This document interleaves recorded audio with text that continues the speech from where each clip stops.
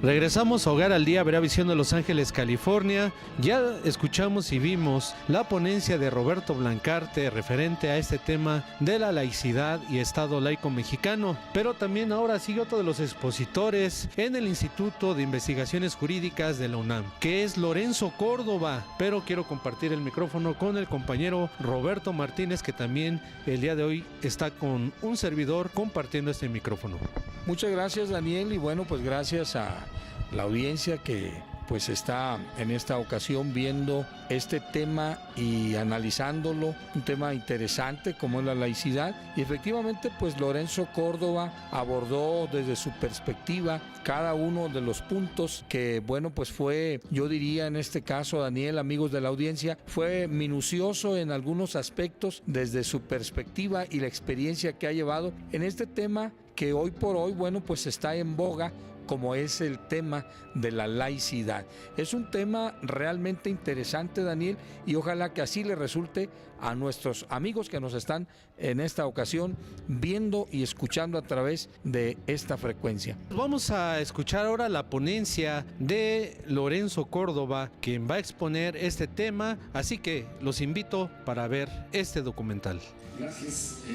Lo primero que quiero hacer y que estoy obligado es evidentemente hacer los agradecimientos por la invitación al doctor Pedro Salazar, al director de este instituto, de los integrantes del Comité Académico de la Cátedra Benito Juárez, por invitarme a participar en este evento y por permitirme, esto lo digo reiteradamente desde hace alrededor de 13 meses, por permitirme refrescar eso que en alguna ocasión me dijo públicamente el rector Narro, que estoy donde estoy porque estoy prestado. Así que gracias por permitirme reiterar este pie que no he sacado ni pretendo sacar de mi dimensión académica y mucho menos del Instituto de Investigaciones Jurídicas, que tal vez abusivamente sigo considerando mi casa.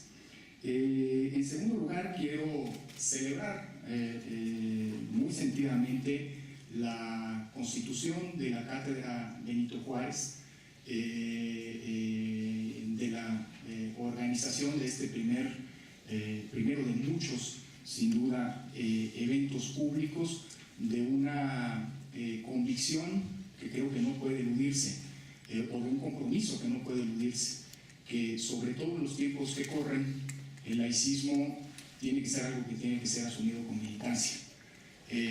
Con una militancia democrática, con una militancia como el laicismo supone, respetuosa de la diversidad y tolerante con las visiones distintas, pero una militancia que no puede cejarse. Y por supuesto, en el contexto de la realización de este seminario, celebro finalmente la proclama pública de la Carta Laica, que ayer fue dada a conocer y que, para lo que vale, si se me permite decirlo, suscribo en todos sus términos y hago mía. Yo quiero centrar mi intervención en el análisis de una de las dimensiones de la múltiple, variada y compleja relación que existe entre laicidad y educación. Y pretendo ceñirme al vínculo entre la relación indisoluble y que debe reivindicarse entre la laicidad y la educación cívica como el contexto en el cual digamos, se construyen, se recrean los valores ineludibles para la convivencia democrática. Quiero articular mi intervención en este sentido en un par de bloques. Uno primero, tal vez reiterativo, pero que considero ineludible dada mi formación teórica, que es precisamente una reflexión respecto del sentido de la laicidad en democracia y de su indisoluble relación, algo que ya aquí tanto Rosita como Roberto han planteado, como se ha planteado a lo largo de ayer, pero que me parece ineludible reiterar, y en una segunda parte, precisamente como consecuencia de lo anterior, justificar por qué la educación cívica, más en un contexto político como el nuestro, tiene ineludiblemente que hacer el enraizamiento de los valores del laicismo uno de los valores fundamentales del ciudadano democrático. Una de las grandes conquistas civilizatorias de la modernidad fue la separación neta entre el mundo espiritual y el mundo de la política. La célebre frase, la célebre máxima de a Dios lo que es de Dios y al César lo que es del César encarna esta aspiración. Como producto de la reforma religiosa y de las guerras de religión que sacudieron a Europa en los albores de la modernidad, el Estado laico se erigió como el producto más acabado de la distinción y no confusión del poder político frente a otros poderes, particularmente el poder religioso. El gran resultado de aquel pacto político fundador del Estado moderno fueron precisamente las ideas de libertad religiosa, entendida como la posibilidad de que cada individuo profese libremente, sin condicionamientos ni constricciones, la fe que quiera, y la tolerancia religiosa, que tiene como premisa la ausencia de una religión de Estado que se impone como obligatoria para todos los gobernados y la no persecución de religión alguna. Ideas ambas, libertad religiosa y tolerancia religiosa, que fueron concebidas como las bases primeras para la convivencia pacífica de la sociedad, que se plasmaron en el Estado laico, en el Estado moderno. El advenimiento de la democracia se nutrió de esa base de tolerancia, pues en este régimen el reconocimiento de la diversidad ideológica y de la pluralidad política son su fundamento y la tolerancia frente a las opiniones diversas la condición primera de su funcionamiento. Para decirlo sin ambajes ni medias tintas, sin tolerancia no hay y no puede haber racional y lógicamente democracia. Permítanme recurrir a las reflexiones de uno de los más grandes teóricos de la democracia, y con esto probablemente abriré una larga discusión todavía no cerrada, y que espero que en el contexto de la cátedra podamos zanjar Pedro Salazar y yo. Permítanme recurrir a las reflexiones de uno de los más grandes teóricos de la democracia, Hans Kelsen, quien trazó una línea de continuidad entre el pensamiento absolutista y las autocracias por un lado, y entre las concepciones relativistas del mundo y la democracia por el otro. Y tiene razón, creo yo, porque sin la aceptación de que en el mundo social las verdades absolutas no tienen cabida, y sin el reconocimiento de igual dignidad a las posturas diferentes a la propia, lo que no significa de ninguna manera claudicar a nuestras creencias y valores, la democracia, simple y sencillamente, como decía, no puede existir. Permítanme un par de frases largas de Kelsen antes de continuar. El absolutismo filosófico, afirmaba Kelsen, en absolutismo y relativismo en la filosofía y en la política, ese reconocimiento metafísico, el absolutismo filosófico, es el reconocimiento metafísico de la existencia de una realidad absoluta, es decir, de una realidad que existe independientemente del conocimiento humano. Por ello, su existencia como objetiva y no está limitada en el espacio ni en el tiempo, respecto a las cuales el conocimiento humano y todo lo que quieran ustedes vincularlo con la educación y con el conocimiento científico es restringido. El relativismo filosófico, por el otro, sostiene la doctrina empírica en virtud de la cual la realidad existe no solo al interior del conocimiento humano y como objeto de conocimiento, es relativa al sujeto conocente. Lo absoluto, la cosa en sí, se encuentra más allá de la experiencia humana. Es inaccesible a nuestro conocimiento y por lo tanto imposible de ser conocido. La admisión de existencia de lo absoluto corresponde a la posibilidad de la verdad absoluta y de los valores absolutos, que son negados por la filosofía relativista, que reconoce al contrario solo la existencia de verdades y de valores relativos. Y más adelante el mismo Kelsen señala: en la autocracia no está admitida ninguna forma de oposición, no existe ninguna forma de discusión o de compromiso, sino únicamente el diktat. Aquí no se puede hablar, por lo tanto, de libertad de opinión, de religión, de conciencia ni de tolerancia. La primacía del querer sobre el conocer tiene como consecuencia que puede ser considerado como verdadero solo aquello que es bueno, pero lo que es bueno es establecido por la autoridad estatal, a la cual deben someterse no solo la voluntad, sino también la opinión y la fe de los súbditos, ya que quien contradice a la autoridad estatal no solo comete un acto ilegal, sino que se encuentra además en el error. Fin de las citas. La democracia no es nada más la prevalencia de la opinión de la mayoría, sino la interacción pacífica y respetuosa, es decir, tolerante, de las posturas diferentes, con independencia de que al final prevalezca como decisión colectiva aquella que reciba un respaldo mayor. Pero esto no significa, para nada, que haya un desconocimiento y mucho menos una conculcación de los derechos de quienes piensan diferente a la mayoría, en primer lugar, precisamente, a pensar distinto. Ese modo de intolerancia política, para decirlo sin rodeos, se llama fascismo. Y entre la intolerancia religiosa y la intolerancia política no hay grandes diferencias. Ahora bien, las religiones, por definición, se basan en verdades absolutas, revelaciones que nutren el dogma religioso y sin las cuales la identidad religiosa se pierde. Por eso, invariablemente desde el púlpito, se predica lo que se asume como la verdad, con mayúsculas, sin lugar para interpretaciones diferentes. Solo así se explica la rabiosa condena del Papa Benedicto XVI al inicio de su reinado, su papado, al relativismo. Es por ello precisamente que las iglesias no deben intervenir en la política, ni el Estado debe meterse con ámbitos que solo conciernan a la esfera privada como es la religión.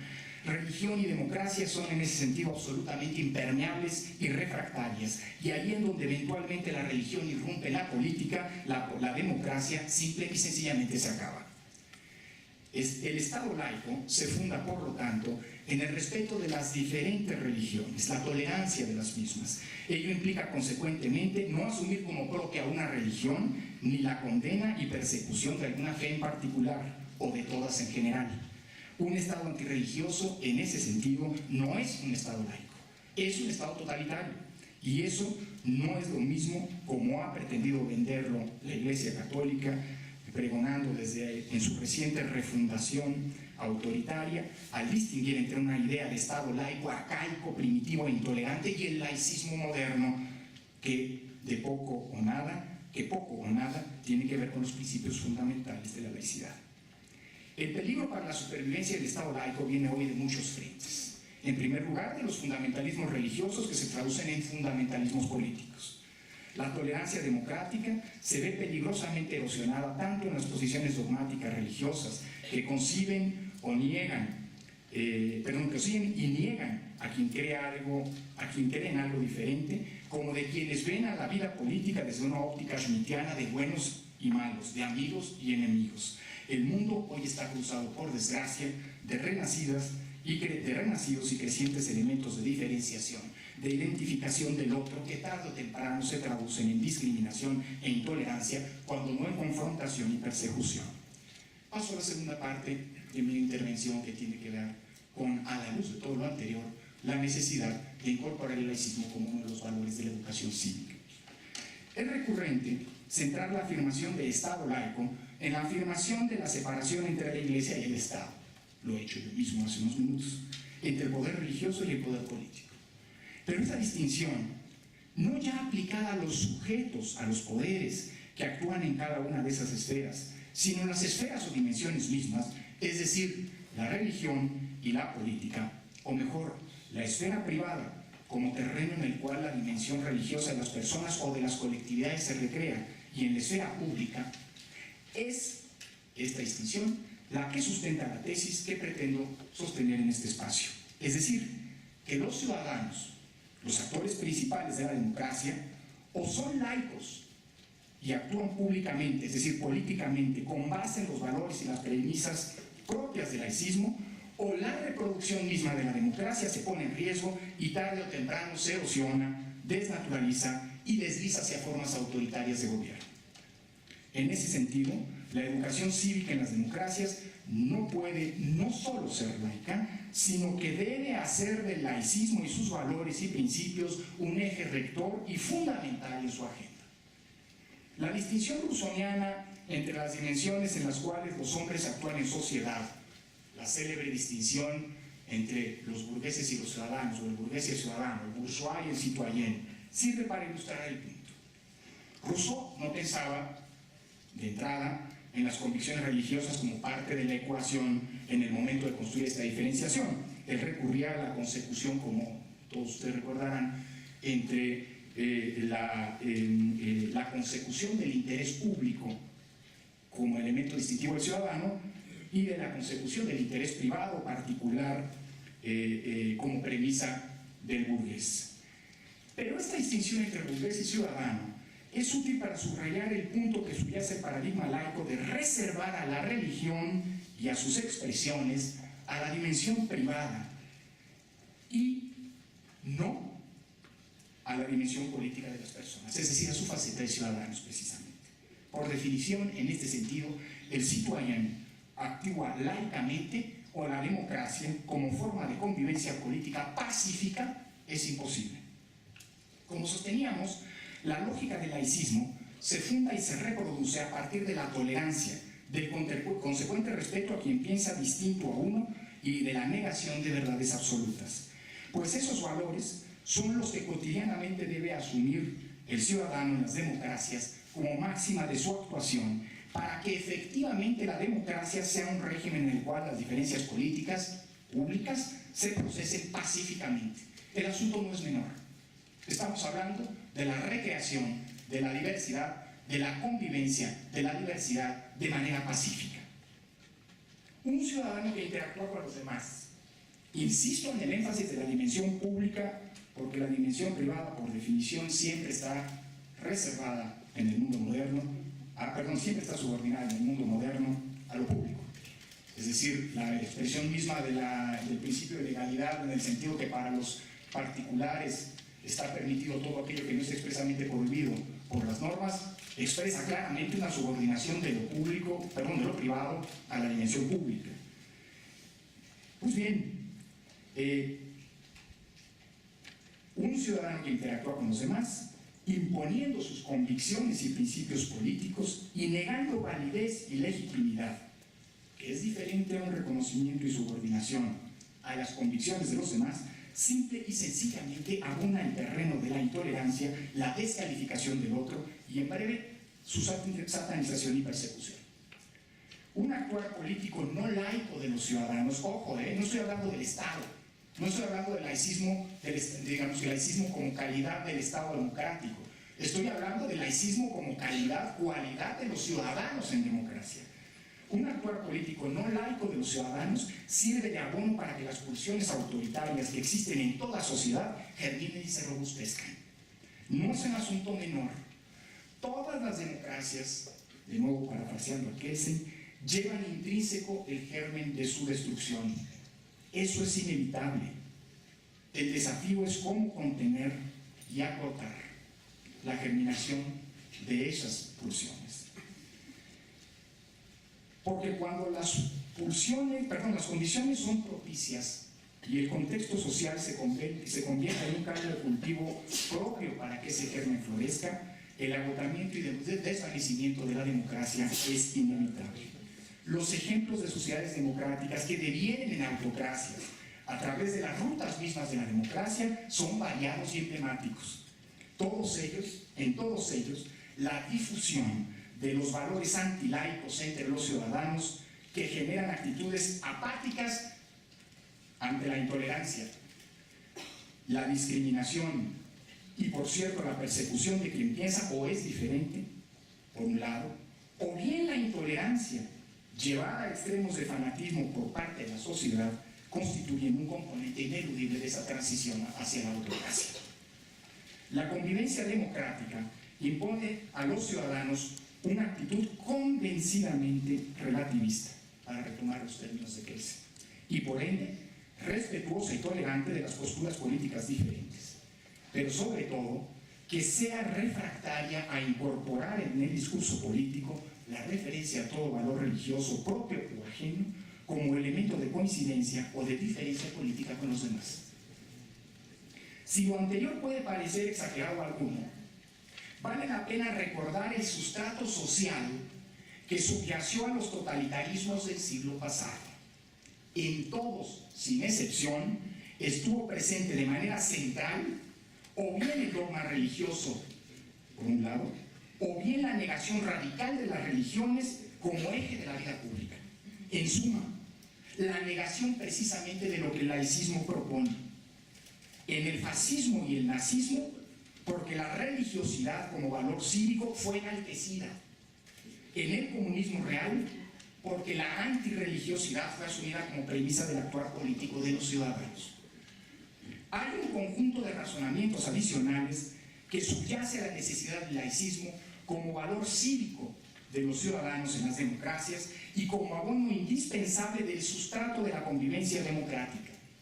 Me refiero a que el ciudadano en democracia no puede ser concebido para hacer funcionar esta forma de gobierno, sino como un ente que, siendo titular de derechos fundamentales, está consciente de esa titularidad y que en consecuencia los defiende y exige. Los derechos políticos, por supuesto, pero no solo, sino todos sus derechos fundamentales.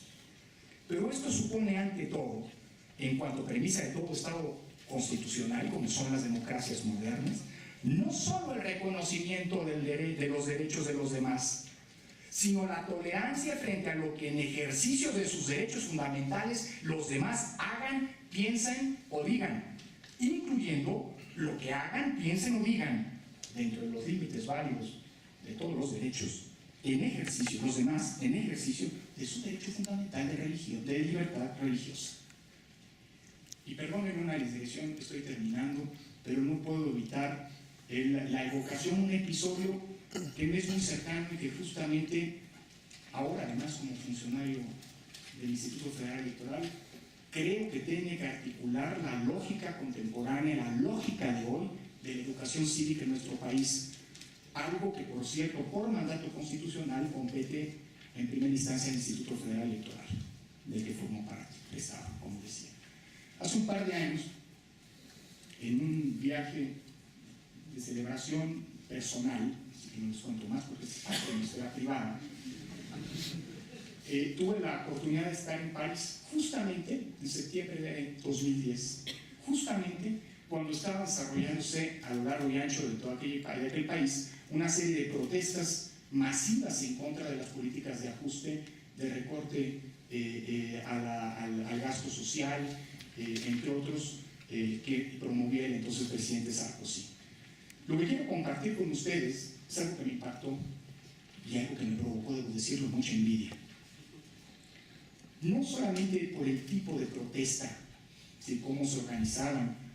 Me encantaría algún día en México tener a un sindicato de magistrados democráticos que protestan en contra de una política pública en la calle, en ejercicio de su santo derecho, sacrosanto, permítaseme, derecho fundamental de manifestación.